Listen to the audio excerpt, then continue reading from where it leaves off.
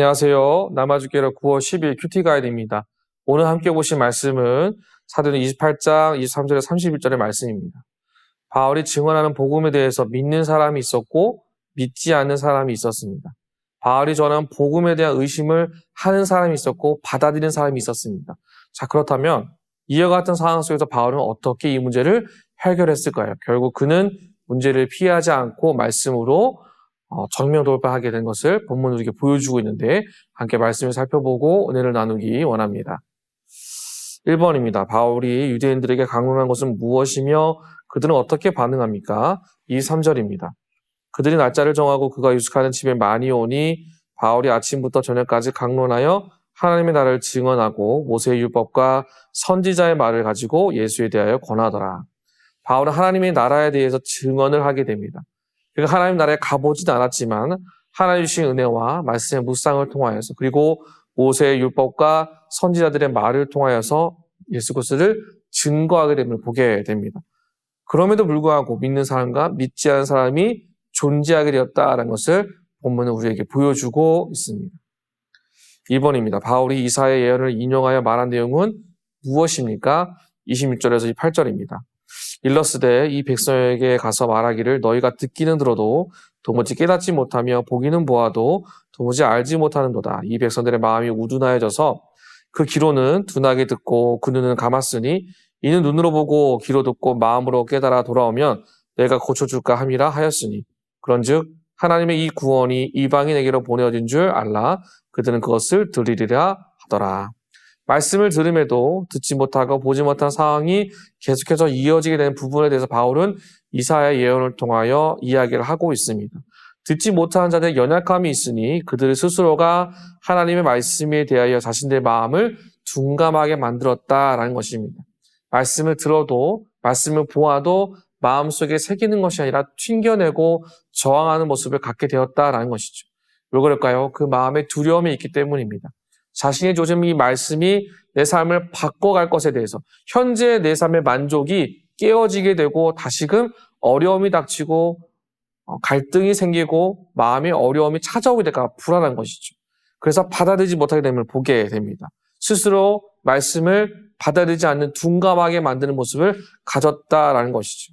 그들의 마음을 번뇌케 하는 하나님의 말씀을 그들이 듣고 또 보고 하나님으로부터 오는 치유를 경험하는 것, 그 치유를 경험하는 것이 두렵다라는 것이죠. 그래서 스스로를 보는 사람이 아닌 보이지 않는 사람으로, 듣는 사람이 아닌 듣지 않는 사람으로 정하여 걸어가게 되는 것을 그때 당시에도 동일하게 지금 이 시대에도 마찬가지로 나타나겠음을 본문 우리에게 보여주고 있습니다.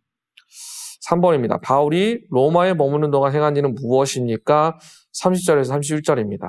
바울이 온 이태를 자기 셋집에 머물면서 자기에게 오는 사람을 다 영접하고 하나님의 나라를 전파하며 주 예수 그리스도에게 관한 모든 것을 담대히 거침없이 가르치더라. 바울은 자신의 집에 많은 사람들을 영접하고 초대하여서 하나님의 나라를 이야기합니다. 예수 그리스도에 대해서 증거를 하게 됩니다. 그때 그가 어떻게 이야기하냐면 담대하게 거침없이 가르쳤다라는 것이죠. 결국 이 사도행전의 최종적 그림은 이겁니다. 모든 사람들이 하나님의 말씀에 담대하게 거침없이 나아가는 것. 바울은 이 일에 열심을 다하게 되고 끝까지 동일한 메시지를 증거하게 된다는 것을 본문 우리에게 강력하게 선포하고 있음을 보게 됩니다. 결국 하나님께서 바울의 선포를 지지하고 계시고 바울을 사용하셔서 사람이 복음의 진보와 궁극적 승리를 하나님의 주신 말씀을 통해 이뤄낼 수 있다는 것, 그리고 세상은 그것을 막을 수 없다라는 것을 바울의 사역의 현장을 통하여서 오늘 우리에게 주어진 이 말씀을 통해서 분명하게 보여주고 있음을 보게 됩니다. 4번입니다. 바울이 복음을 믿지 않은 유대인들의 반응에 실망하지 않고 이방인에게 복음을 전한 이유가 무엇인지 묵상해 봅시다. 진실이 무엇이든지 간에 바울은 자신이 전한 복음에 대해서 담대하게 나아갔습니다.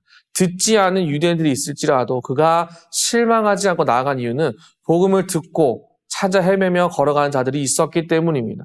그렇기 때문에 바울은 자신의 삶이 어떠하든지 복음을 증거하는 일에 열매가 없을지라도 결과가 어떠하든지 그것에 얽매이지 않았다는 것이죠. 즉 자신의 인생과 자신의 삶은 복음에 비해서 부차적인 것이다라는 거예요.